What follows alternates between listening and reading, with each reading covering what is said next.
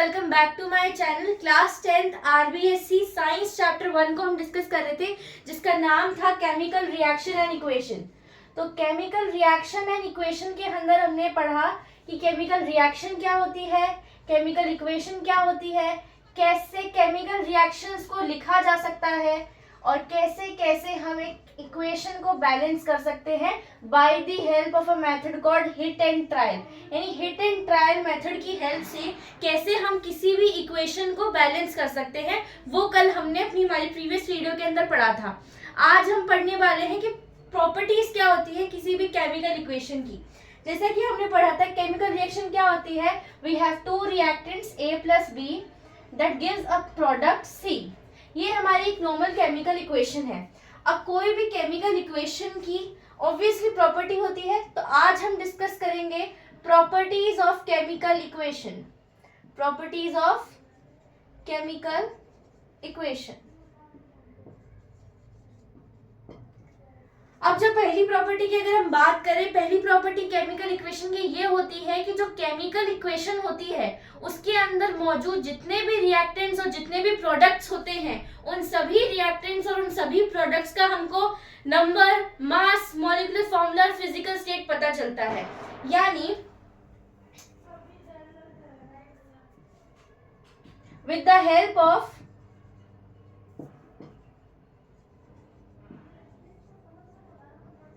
With the help of chemical equation, यानी हम किसी भी केमिकल इक्वेशन के हेल्प से वी कैन फाइंड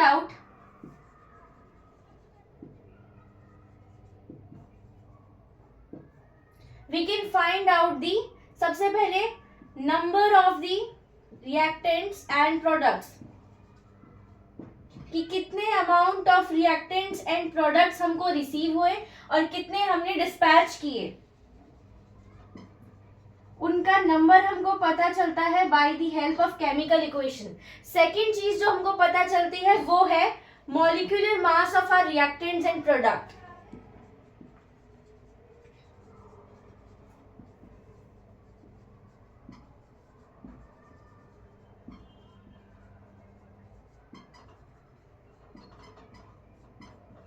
जो तीसरी चीज हमको हमारी केमिकल इक्वेशन से पता चलती है, that is the atomic mass of the reactants and the products.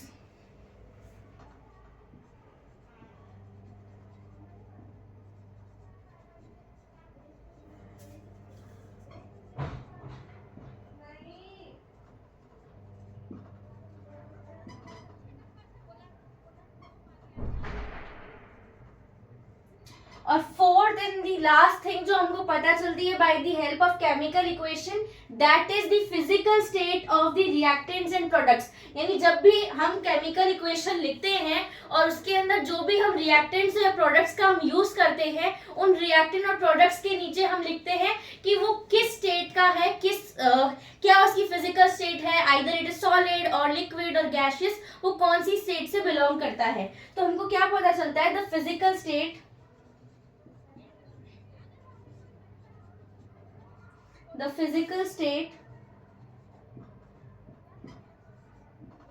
of the reactants and products। यानी हमको रिएक्टेंट्स एंड प्रोडक्ट्स का क्या पता चलता है, फिजिकल स्टेट पता चलता है। ये थी property number 1 of chemical reaction, that we are able to find these 4 following things by the help of the chemical equation.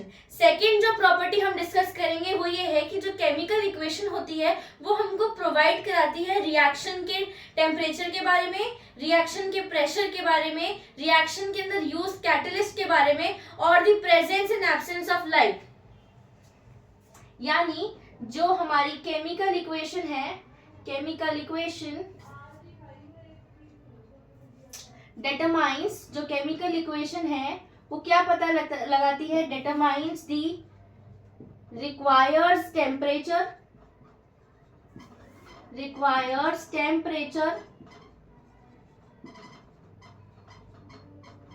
requires pressure,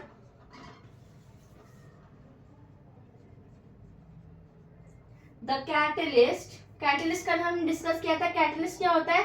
N activator of the reaction, जिससे रिएक्शन क्या होती है? Activate हो जाती है। The catalyst and also the presence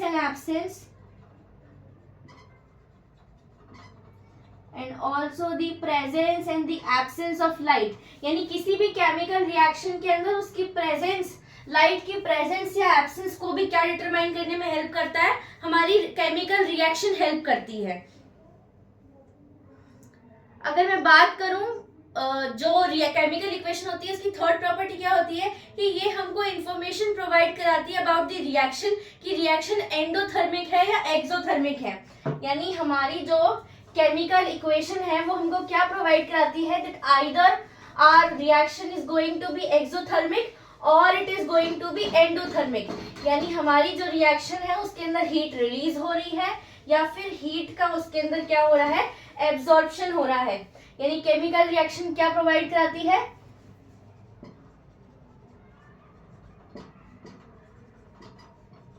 chemical reaction tells whether, not whether मौसम वाला weather, tells whether the chemical equation, कि जो भी केमिकल इक्वेशन है tells whether the chemical equation is an, कि वो या तो एक एक्सोथर्मिक रिएक्शन है, tells whether it is an exothermic reaction, और एंडोथर्मिक रिएक्शन, कि उसके अंदर हीट का एब्जॉर्प्शन होता है या हीट का रिलीज होता है। ये भी हमको किस में पता चलता है? एक केमिकल इक्वेशन के अंदर पता चलता है। चौथी जो प्रॉपर्टी होती है वो हमको ये बताती है कि रिएक्शन की रिवर्सिबिलिटी क्या है। क्या रिएक्शन प्रोडक्ट बनने के बाद वापस रिएक्टेंट में टूट सकती है, या फिर जो रिएक्टेंट्स होते हैं वो सिर्फ एक बार में ही प्रोडक्ट फॉर्म करते हैं। तो the chemical equation it tells about the reversibility, यानी हमको ये रिएक्शन की रिवर्सिबिलिटी के बारे में बताता है। That whether our reaction can form twice from the product being formed to the reactants being used to make that product, या फिर हमारा प्रोडक्ट सिंगुलर ही बनेगा और वापस टूट के वो रिएक्टेंट में नहीं बन सकता। हमको क्या बताती है chemical equation? About the reversibility of the reaction. और हम अगर आगे पढ़ते हैं तो लिमिटेशन क्या होती है, मतलब इस रिएक्शन की लिमिटेशन क्या होती है कि हमको कभी भी ये नहीं बताता कि रिएक्शन कंप्लीट हो गई। यानी एक केमिकल इक्वेशन की क्या लिमिटेशन होती है? अगर मैं लिमिटेशन की बात करूं, then it never tells that the reaction is complete. हमको ये कभी नहीं बताएगा दैट द रिएक्शन, कि रिएक्शन कंप्लीट हो चुकी है, ये बात हमको कभी भी नहीं पता चलेगी। और दूसरी लिमिटेशन की अगर मैं बात करूं, दूसरी लिमिटेशन ये होती है कि इसके अंदर जो कंसंट्रेशन होता है रिएक्टेंट का या प्रोडक्ट का, यानी जितनी मात्रा में रिएक्टेंट या प्रोडक्ट लिया जाता है, अगर मैं बात करूं द कंसंट्रेशन, ये फर्स्ट पॉइंट है, second point of limitation, the concentration होती है मात्रा, the concentration of reactant and product, यानी जो रिएक्टेंट लिए गए हैं, रिएक्टेंट एंड प्रोडक्ट, उनकी क्या कंसंट्रेशन है, कितनी मात्रा में वो बना है, वो हमको नहीं पता होता। दैट इज नॉट डिटरमाइंड, वो हमको नहीं मालूम होता है। तो ये थी कुछ properties of chemical equation with the limitations of chemical equation. और अगर हम आगे बढ़े, एक क्वेश्चन मैं आप लोगों को देती हूँ, वो क्वेश्चन आपके टेक्स्ट बुक से बिलोंग करता है। वो क्वेश्चन कुछ बेस्ड है अब तक के कवर्ड अप टॉपिक्स के ऊपर। Let me straight jump up to the question. So the question है हमारे पास कि prove that the total mass remain conserved during a chemical reaction, या फिर why a question should be balanced. हमसे एक क्वेश्चन पूछा गया है कि हमारे पास जो केमिकल रिएक्शन है उनके अंदर जो चीजें हम यूज कर रहे हैं, आइदर द रिएक्टेंट्स और द प्रोडक्ट्स, उनका जो मास होता है वो कंजर्व्ड रहता है। और इसने हमसे ये भी पूछा है कि क्यों एक इक्वेशन को बैलेंस होना चाहिए। तो इन दोनों ही चीज़ों का आंसर ये है कि हमको ये बात पता है कि जो केमिकल रिएक्शन होती है, कि हमारे पास जो एक केमिकल रिएक्शन होती है वो एक रूल को फॉलो करती है, उस रूल का नाम है मास ऑफ कंजर्वेशन। यानी हमारी जो रिएक्शन है वो मास ऑफ कंजर्वेशन को फॉलो करती है। अब मास ऑफ कंजर्वेशन क्या होता है? मास of conservation is basically the number of, मैं आंसर लिखवा ही देती हूँ, इसका आंसर है दैट द केमिकल रिएक्शन, हमारे पास जो केमिकल रिएक्शन है, chemical reaction follows the procedure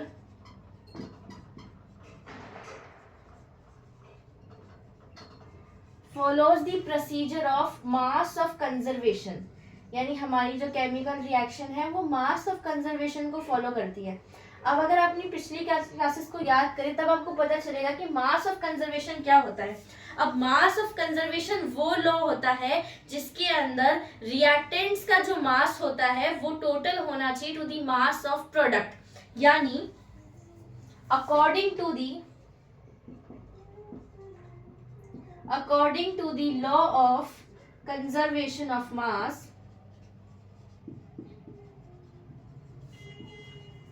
the mass of the reactants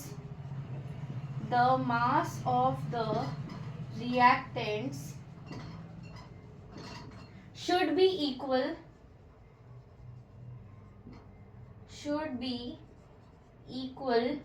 to the mass of products। यानी रिएक्टेंट्स का जो टोटल मास है वो प्रोडक्ट्स के मास से इक्वल होना चाहिए, और यही होता है हमारा मास ऑफ कंजर्वेशन। इसलिए जो हमारा केमिकल रिएक्शन होती है, हर केमिकल रिएक्शन के अंदर हम यूज करते हैं the procedure of law of conservation, जिसके अंदर रिएक्टेंट्स का मास इक्वल होगा to the mass of product. अब इसके अंदर मैं एक एग्जांपल लूं that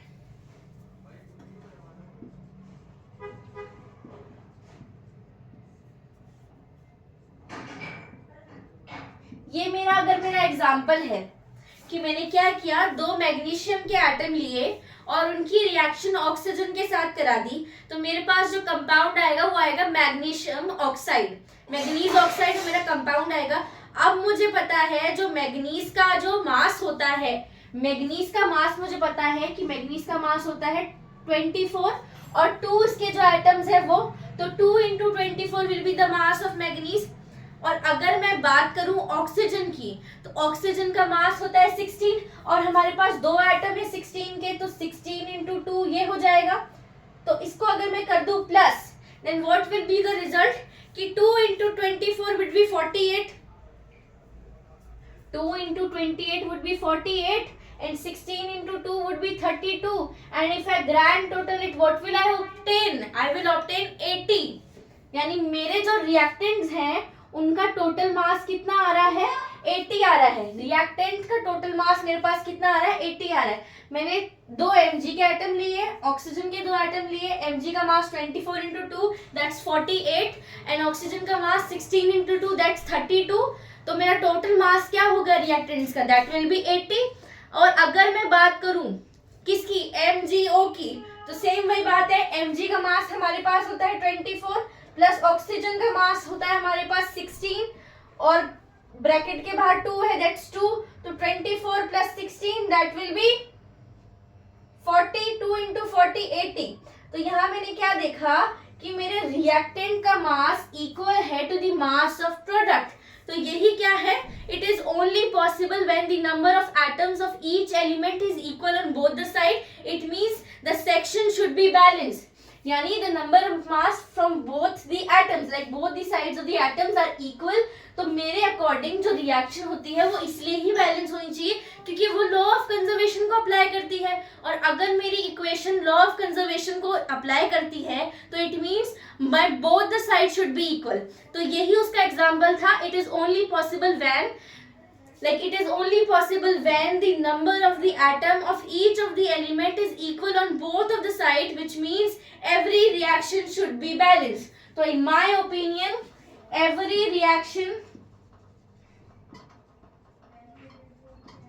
every reaction should be balanced. सभी रिएक्शन को क्या होना चाहिए, बैलेंस होना चाहिए. और सभी रिएक्शन कब बैलेंस होगी, when atoms from each elements are equal on both the sides. जब दोनों साइड से उसके एलिमेंट्स क्या होंगे, हर एटम के इक्वल होंगे, तभी मेरी रिएक्शन बैलेंस होगी. क्योंकि मेरी chemical reaction mass of conservation of law को फॉलो करती है. तो according to the law of conservation of the mass, the sides of the reactant and the mass of the reactant should be equal to the mass of the product. तो यही है मेरा मास of conservation. अब हम आगे बात करते हैं टाइप्स ऑफ केमिकल रिएक्शन की. केमिकल रिएक्शंस के क्या क्या टाइप होते हैं. सबसे पहली रिएक्शन हमारे पास आती है, यानी हम आज बात कर रहे हैं टाइप्स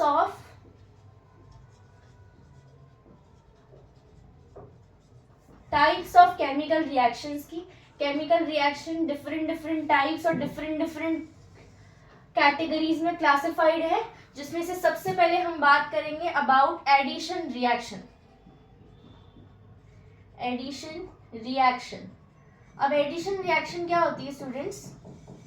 अगर मैं एडिशन रिएक्शन की बात करूं, एडिशन रिएक्शन वो केमिकल रिएक्शन होती है जिसके अंदर दो या दो से ज्यादा रिएक्टेंट्स एक दूसरे के साथ कंबाइन होते हैं और एक सिंगल प्रोडक्ट फॉर्म करते हैं. उस रिएक्शन को हम बोलते हैं एडिशन रिएक्शन. यानी कि whenever a reaction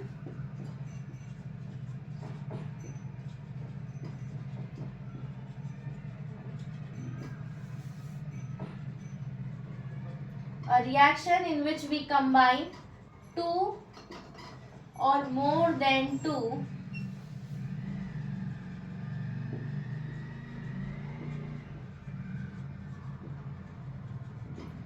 and form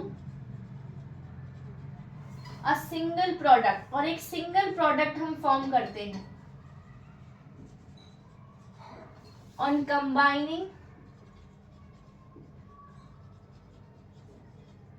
combining those reactants, उन reactants को combine करने के बाद such type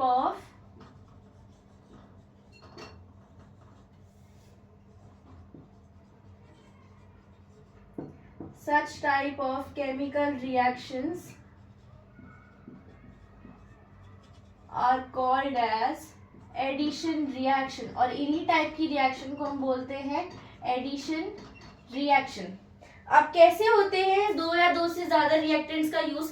तो फॉर एग्जाम्पल अगर मैं जैसे शॉर्ट फॉर्म में लेते हैं, अगर मैं A प्लस बी करूं तो मेरे पास बनेगा AB. मेरे पास दो रिएक्टेंट है लेकिन प्रोडक्ट एक है.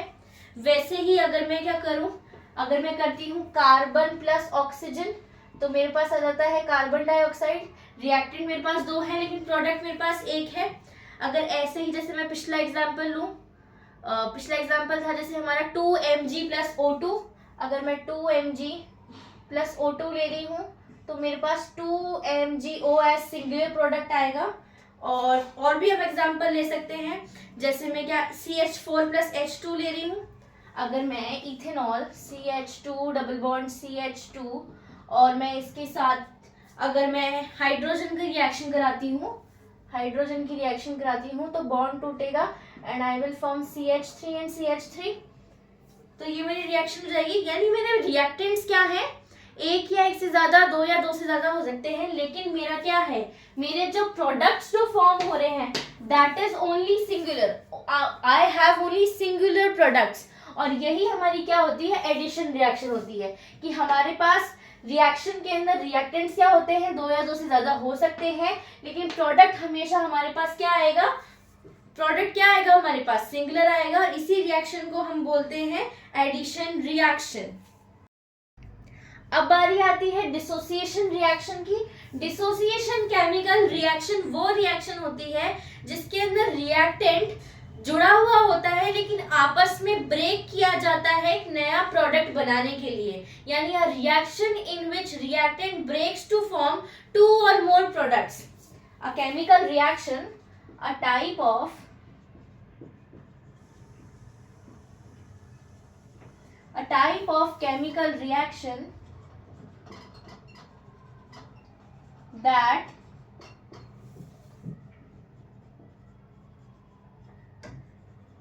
breaks down to form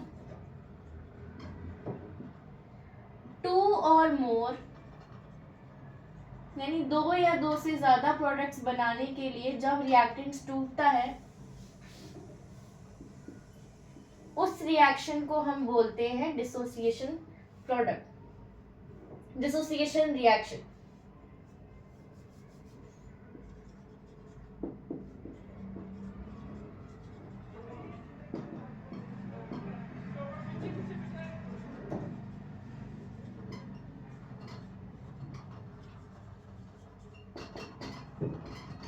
अगर मैं इसका एग्जाम्पल की बात करूं, फॉर एग्जाम्पल अगर मैं इसको शोकेस करना चाहूं तो वो ऐसा होता है that if I have A B then A B as a reactant will break down and form A plus B, तो दो मेरे प्रोडक्ट बन जाते हैं। इस टाइप की रिएक्शन को हम बोलते हैं डिसोसिएशन रिएक्शन। तो डिसोसिएशन रिएक्शन जब भी परफॉर्म होता है तो वी नीड डिसोसिएशन एनर्जी। वो डिसोसिएशन एनर्जी क्या करती है, in the form of heat, electricity, light, यानी हमारे पास क्या होती है, डिसोसिएशन एनर्जी होती है। ये डिसोसिएशन एनर्जी क्या करती है, डिसोसिएशन एनर्जी, ये डिसोसिएशन एनर्जी क्या करती है, ये प्रेजेंट होती है in the form of light, in the form of light या हीट और electricity,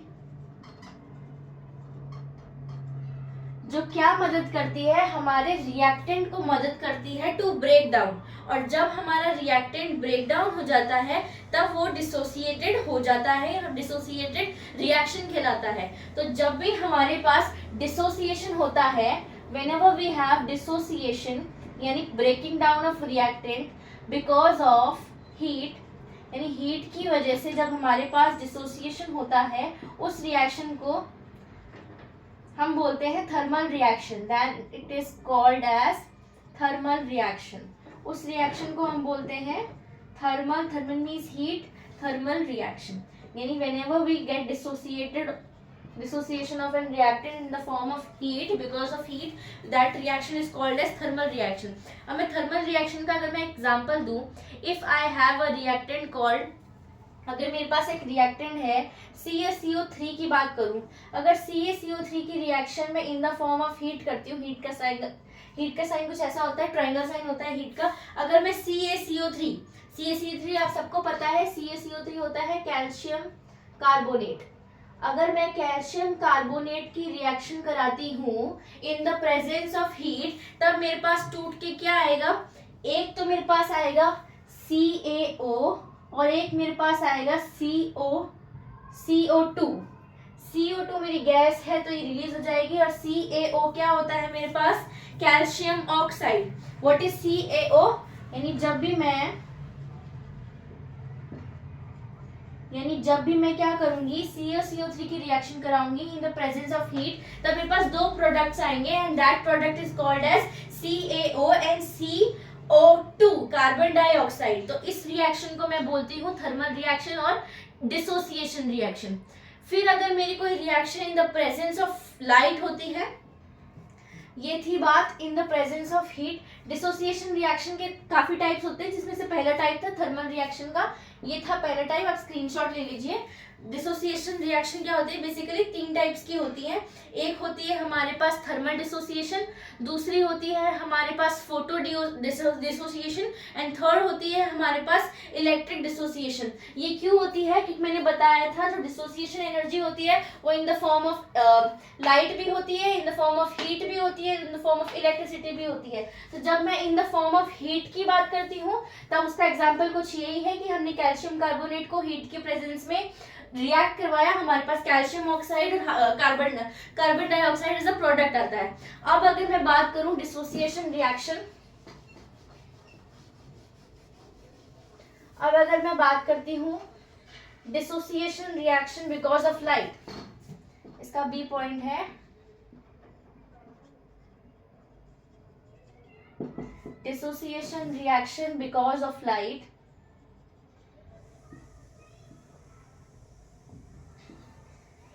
it is called as, यानी डिसोसिएशन रिएक्शन जब भी लाइट की प्रेजेंस में होती है उस टाइप की हम रिएक्शन को बोलते हैं फोटो डिसोसिएशन। फोटो डिसोसिएशन यानी लाइट की प्रेजेंस में जब रिएक्टेंट टूटता है एक या एक से ज्यादा प्रोडक्ट बनाने के लिए, उस रिएक्शन को हम बोलते हैं फोटो डिसोसिएशन रिएक्शन। अगर मैं इसका एक एग्जांपल लूं, दैट अगर मैं 2HBr हाइड्रोजन ब्रोमाइड की रिएक्शन कराती हूँ इन the presence of light, HV this is light. अगर मैं लाइट की प्रेजेंस में रिएक्शन कराती हूँ तो एक मेरे पास हाइड्रोजन रिलीज हो जाएगा और एक मेरे पास Br2 रिलीज हो जाएगा। ये मेरा प्रोडक्ट फॉर्म होंगे। इस चीज को मैं बोलती हूँ ये फोटो डिसोसिएशन रिएक्शन है। यानी ये फोटो डिसोसिएशन का रिएक्शन क्या है, मैंने HBr लिया और मैंने उसकी लाइट की प्रेजेंस में रिएक्शन करवाई तो मेरे पास दो कंपोनेंट्स आए as a product which is hydrogen and bromide. अब थर्ड की पॉइंट की अगर मैं बात करती हूँ, थर्ड पॉइंट होता है दैट इज इलेक्ट्रिक डिसोसिएशन। जो थर्ड कैटेगरी है of dissociation reaction that is electric dissociation.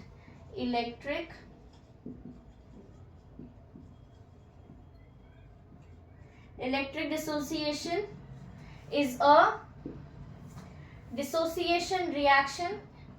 Electric dissociation is a dissociation reaction which occurs due to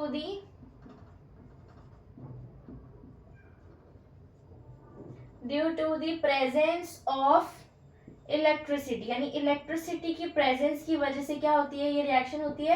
this is called as electric dissociation. अब electric dissociation का हम एक example देखते हैं। अगर basic simple सा एग्जांपल लेती हूँ, अगर मैं वाटर कंपोनेंट के दो एटम्स लेती हूँ और उसके रिएक्शन कराती हूँ इन the presence of electric current, अगर मैं पानी लेती हूँ बेसिकली और उसकी रिएक्शन कराती हूँ इलेक्ट्रिक करंट के प्रेजेंस में, तो मेरे पास क्या आएगा, मेरे पास एक तो आएगा हाइड्रोजन और एक आएगा मेरे पास oxygen.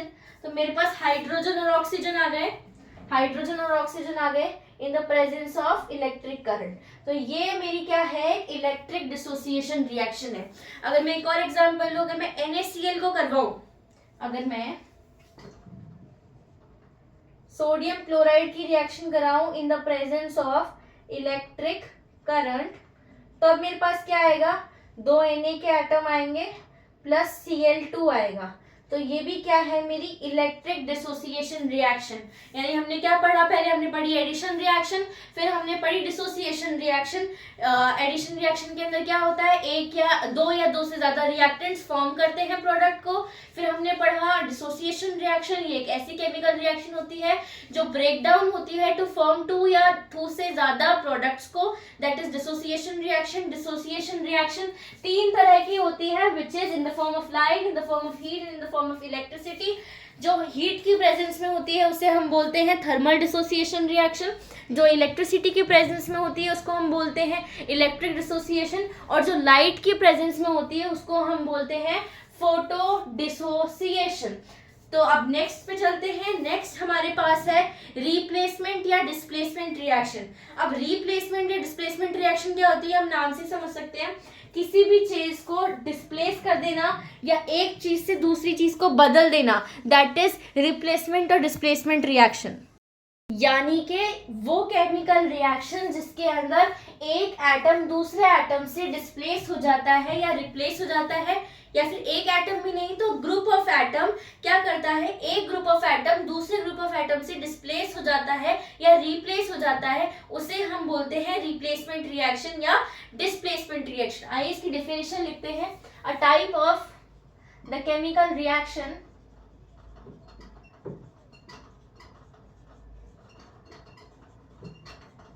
in which an atom or an group of atom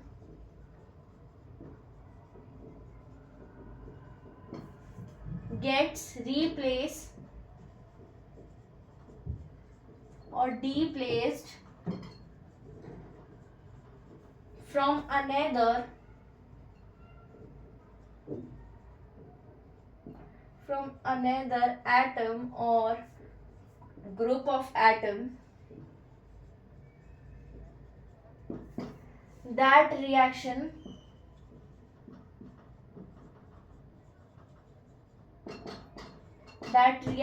is referred to as replacement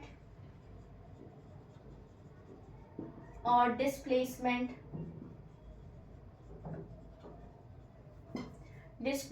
reaction. उस रिएक्शन को हम क्या बोलते हैं? रिप्लेसमेंट या डिस्प्लेसमेंट रिएक्शन. अब अगर हम इसका एग्जांपल देखें, फॉर एग्जांपल अगर जैसे हमारे पास एक एटम है A, एक एटम है हमारा B, ये दोनों साथ हैं और ये रिएक्ट कर रहे हैं C के साथ, तो इन रिएक्शन क्या होगा? C और B तो बन जाएगा एक एटम, प्लस रह जाएगा अकेला हमारा A. तो ये क्या हुआ? एटम्स का क्या हो गया? एक दूसरे से रिप्लेसमेंट हो गया. और इसी टाइप की रिएक्शन को हम क्या बोल सकते हैं? रिप्लेसमेंट रिएक्शन या डिस्प्लेसमेंट रिएक्शन. अब हम अगर इसका एक एग्जांपल लें, एक छोटा सा एग्जांपल लेते हैं. अगर हम ले CuSO4 और इसकी रिएक्शन करवाते हैं जिंक के साथ, तो हमारा क्या प्रोडक्ट आएगा? ZnSO4 और Cu यानी कॉपर हमारा अकेला हो जाएगा. यानी हमने क्या देखा कि कॉपर किससे रिप्लेस हो गया? जिंक से. यानी जिंक हमारा क्या है? Zinc is more active. Zinc क्या है? Zinc is an active element as compare to copper. तभी तो जिंक कॉपर की जगह आया. अब कॉपर तो अपना मस्त था, लेकिन जिंक ने क्या किया? जिंक ने आकर के कॉपर की जगह ले ली. अब जिंक ने अगर पहले से कॉपर की जगह ले ली, जो पहले से वहां पर है, तो ऑफ कोर्स क्या होगा? हमारा जिंक एक एक्टिव एलिमेंट होगा एज कंपेयर टू कॉपर. हमारा जिंक क्या है? एक एक्टिव एलिमेंट है एज कंपेयर टू कॉपर. इसलिए ये है एग्जाम्पल हमारा रिप्लेसमेंट रिएक्शन का या डिस्प्लेसमेंट रिएक्शन का. आगे के रिएक्शंस को हम कल डिस्कस करेंगे. अब तक की अगर आपको वीडियोस पसंद आई है तो वीडियो को लाइक कीजिए, चैनल को सब्सक्राइब करना ना भूलें. और अगर आपको आगे रिएक्शंस पढ़नी है, केमिकल रिएक्शंस पढ़नी है, तो stay tuned for the next video.